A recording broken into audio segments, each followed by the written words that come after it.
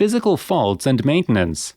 Very often, problems are caused by a damage and tear in the cable or a rust and residue on the terminals and connectors. Workshops might charge you for a new part, when in reality, all your electric parts need is a good cleaning and a thorough check. Battery. Clean the poles from residue using an electrical cleaner and protect it with terminal grease. Fuse box.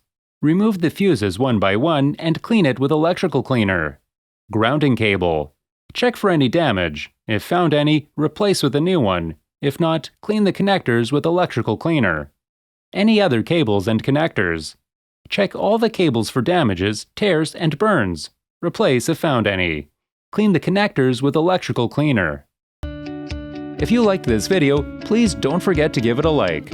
If you would like to see similar content, please subscribe to the channel and turn on all notifications.